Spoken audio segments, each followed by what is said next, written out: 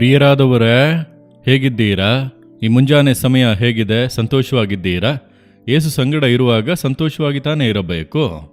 ಒಂದು ಕಡೆ ಸಂತೋಷವಾಗಿಯೇ ಇದೆ, ಇನ್ನೊಂದು ಕಡೆ ಕೆಲವೊಂದು ಕಾರ್ಯಗಳನ್ನು ಯೋಚಿಸುವಾಗ ಚಿಂತೆಯಾಗಿದೆ. ಯಾಕೆ? ಕೆಲವೊಂದು ಕಾರ್ಯಗಳು ಬಾಧಿಸಲ್ಪಟ್ಟಿದೆಯಾ? ನಿಮ್ಮ ಕುಟುಂಬದಲ್ಲಿ, ನಿಮ್ಮ ಕೆಲಸದಲ್ಲಿ, ಬಿಸ್ನೆಸ್ನಲ್ಲಿ, ನಿಮ್ಮ ವಿದ್ಯಾಭ್ಯಾಸದ ಕಾರ್ಯಗಳಲ್ಲಿ, ನಿಮ್ಮ ಕುಟುಂಬದಲ್ಲಿ ಯಾವುದೋ ಒಂದು ಬಾಧೆ ಇದೆಯಾ? ದೇವರು ಏನು ಮಾತು ಕೊಡುತ್ತಾರೆ ಗೊತ್ತಾ? ಅಪೊಸ್ತಲರು 15:16 ಹಾಳಾದದ್ದನ್ನು ನಾನು ಸರಿಮಾಡಿಸಿ ಅದನ್ನು ನೆಟ್ಟಗೆ ನಿಲ್ಲಿಸುವೆನೋ. ಕೆಲವು ಕಾರ್ಯಗಳು ಹಾಳಾಗಿ ಹೋಯಿತಲ್ಲ, ಅದನ್ನು ಸರಿ ಮಾಡಿ ನೆಟ್ಟಗೆ ನಿಲ್ಲಿಸುವೆನೆಂದು ಹೇಳುತ್ತಾರೆ.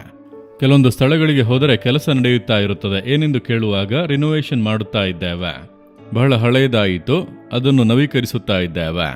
ಹಳೆಯದಾಗಿರೋದನ್ನೆಲ್ಲ ತೆಗೆದುಹಾಕಿ ಸರಿಪಡಿಸಿ, ಕಟ್ಟಡ ಹಾಗೆ ಇರುತ್ತದೆ. ಹಾಳಾದ ಕಾರ್ಯಗಳನ್ನೆಲ್ಲ ಸ್ವಲ್ಪ ತೆಗೆದುಹಾಕಿ ಅದನ್ನು ಸರಿಪಡಿಸಿ ಹೊಸದಾಗಿ ಪೇಂಟ್ ಎಲ್ಲ ಮಾಡಿ ಹೊಸ ಬಿಲ್ಡಿಂಗ್ ರೀತಿ ಆಗುತ್ತದೆ. ಹೌದಾ? ನೋಡಿದ್ದೀರಾ? ನಾನಾ ರೀತಿ ನೋಡಿದ್ದೇನೆ. ಏನಿದು ಇಷ್ಟು ಸುಂದರವಾಗಿದೆ, ಮಾಡರ್ನ್ ಆಗಿದೆ ಅಂದರೆ, ಅಯ್ಯೋ ಇದು ಹಳೆಯ ಕಟ್ಟಡ, ಹಾಳಾಗಿ ಹೋಗಿತ್ತು, ಅಲ್ಲಿ ಸ್ವಲ್ಪ ಬಿದ್ದು ಹೋಗಿತ್ತು, ಇಲ್ಲಿ ಸ್ವಲ್ಪ ಹಾಳಾಗಿತ್ತು, ಈ ರೀತಿ ಹಳೆಯದಾಗಿತ್ತು, ಮತ್ತು ಹೇಗೆ ಇಷ್ಟು ಹೊಸದಾಗಿದೆ, ನಾವೆಲ್ಲವನ್ನು ಕೂಡ ಸರಿಪಡಿಸಿ ಹೊಸದಾಗಿ ಪೇಂಟ್ ಮಾಡಿ ಈ ರೀತಿ ಸರಿ ಮಾಡಿದ್ದೇವೆ. ಇದೇ ರೀತಿಯಾಗಿ ನಿಮ್ಮ ಜೀವಿತ, ನಿಮ್ಮ ಕುಟುಂಬ, ನಿಮ್ಮ ಮಕ್ಕಳ ಜೀವಿತ ಒಡೆದು ಹೋಗಿದೆಯಾ? ಕ್ರಮ ಇಲ್ಲದೆ ಇದೆಯಾ? ಹಾಳಾಗಿ ಹೋಯಿತಾ? ಅದನ್ನು ಸರಿ ಮಾಡಬೇಕು, ನೆಟ್ಟಗೆ ನಿಲ್ಲಿಸಬೇಕು. ನಿಮ್ಮ ಸೇವೆ, ನಿಮ್ಮ ಫ್ಯಾಮಿಲಿ ಲೈಫ್, ನಿಮ್ಮ ಬಿಸ್ನೆಸ್ ಬಾಧಿಸಲ್ಪಟ್ಟಿತಾ? ಎಲ್ಲೋ ಮಿಸ್ಟೇಕ್ ಮಾಡಿದೆನೋ, ಅದು ಹಾಳಾಗಿ ಹೋಯಿತು. ದೇವರು ಅದನ್ನು ಸರಿಪಡಿಸಿ ನೆಟ್ಟಗೆ ನಿಲ್ಲಿಸುವನೆಂದು ಹೇಳುತ್ತಾರೆ. ಆತನ ಕರಗಳಲ್ಲಿ ಒಪ್ಪಿಸಿ ಕೊಡಬೇಕು ಅಷ್ಟೇ. ಸರಿಯಾದ ವ್ಯಕ್ತಿಯ ಕರಗಳಲ್ಲಿ ಕೊಟ್ಟರೆ ಅದನ್ನು ಸರಿಪಡಿಸಿ ಕೊಡುವರು. ಯೇಸು ಕ್ರಿಸ್ತನೇ ಅದಕ್ಕೆ ಸರಿಯಾದವನು. ನಿಮ್ಮ ಒಡೆದು ಹೋದಂಥ, ಕ್ರಮವಿಲ್ಲದೆ ಹೋದಂಥ ಜೀವಿತವನ್ನು ಕ್ರಮಪಡಿಸಿ ಅದನ್ನು ಸರಿಪಡಿಸುವಂಥ ಶಕ್ತಿ ಉಳ್ಳವನು ಯೇಸು. ಈ ಲೋಕವನ್ನು ದೇವರು ಸುಂದರವಾಗಿ ಸೃಷ್ಟಿಸಿ ಕ್ರಮವಾಗಿ ರೂಪಿಸಿದ್ದಾರಲ್ಲ, ಆದರೆ ಇದು ಕ್ರಮವಿಲ್ಲದೆಯೂ ಶೂನ್ಯವಾಗಿಯೂ ಇತ್ತು. ಸೈತಾನ ಬಂದು ಅನೇಕ ಕಾರ್ಯಗಳನ್ನು ಮಾಡಿ ಕ್ರಮ ಇಲ್ಲದಂತೆ ಮಾಡಿಬಿಟ್ಟನು.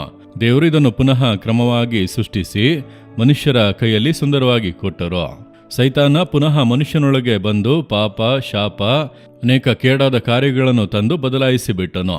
ಇದನ್ನು ಸರಿಪಡಿಸುವುದಕ್ಕಾಗಿ ಯೇಸು ಮನುಷ್ಯನಾಗಿ ಬಂದು, ಯೇಸುವಾಗಿ ಬಂದು ಶಿಲುಬೆಯಲ್ಲಿ ಸತ್ತು ಸೈತಾನನ್ನು ಜಯಿಸಿ, ಯಾರ್ಯಾರು ಆತನ ಕರಗಳಲ್ಲಿ ಒಪ್ಪಿಸಿ ಕೊಡುತ್ತಾರೋ ಅವರ ಜೀವಿತವನ್ನು ಸರಿಪಡಿಸಿ ಕ್ರಮಪಡಿಸಿ ಹೊಸದಾಗಿ ಮಾಡಿ ಆಶೀರ್ವದಿಸುತ್ತಾರೆ. ಹಾಗೆ ನನ್ನ ಜೀವಿತದಲ್ಲಿ ಪಾಪದಿಂದ ನಾನು ಹಾಳಾಗಿ ಬಿದ್ದಿದ್ದೆ, ವ್ಯಾಧಿಯ ಹಾಸಿಗೆಯಲ್ಲಿ ಸಾಯುವುದಕ್ಕೆ ಬಿದ್ದಿದ್ದೆ. ಯೇಸುವಿನ ಕರಗಳಲ್ಲಿ ಒಪ್ಪಿಸಿದಾಗ ಜೀವಿತವನ್ನು ಸರಿಪಡಿಸಿ ಕ್ರಮಪಡಿಸಿ ಬಾಳುವಂತೆ ಮಾಡಿದ್ದಾನೆ. ನಿಮಗೂ ಮಾಡುವನು. ಆತನ ಕರಗಳಲ್ಲಿ ಕೊಡುತ್ತೀರಾ? ದೇವರೇ, ಈ ಜೀವಿತ ಹಾಳಾಗಿ ಹೋಯಿತು, ಪಾಪಗಳಿಂದ, ಶಾಪಗಳಿಂದ, ಅವಿಧೇಯತೆಗಳಿಂದ, ಕೆಲವು ಅಜಾಗರೂಕತೆಗಳಿಂದ, ನನ್ನ ಮಿಸ್ಟೇಕ್ಗಳಿಂದ ಯೇಸುವೆ ನೀವು ಇದನ್ನು ಸರಿಪಡಿಸಿ. ನೀ ಪ್ರಾರ್ಥಿಸುವುದಾದರೆ ಅದನ್ನು ಸರಿಪಡಿಸಿ ಹೊಸದಾಗಿ ಮಾಡುವರು. ಒಪ್ಪಿಸಿ ಕೊಡುವಿರಾ? ತಂದೆಯೇ, ಈ ಮಗನು, ಈ ಮಗಳು ಯಾವ ವಿಷಯಗಳಲ್ಲಿ ಸರಿಪಡಿಸಬೇಕು, ಕ್ರಮಪಡಿಸಬೇಕೆಂಬುದಾಗಿ ಒಪ್ಪಿಸಿ ಕೊಡುತ್ತಾರೋ, ನೀವು ಶಿಲುಬೆಯಲ್ಲಿ ಇವರಿಗೋಸ್ಕರ ಸತ್ತದನ್ನು ನೆನಪಿಸಿಕೊಳ್ಳಿರಿ. ಯೇಸುವಿನ ನಾಮದಲ್ಲಿ ಸರಿಪಡಿಸಿ ಕ್ರಮಪಡಿಸಿ ನೆಲೆಗೊಳಿಸಿ ನಿಲ್ಲಿಸಿರಿ. ಯೇಸುವಿನ ನಾಮದಲ್ಲಿ ಪ್ರಾರ್ಥಿಸುತ್ತೇನೆ ತಂದೆಯೇ. ಆಮೇನ್, ಆಮೇನ್.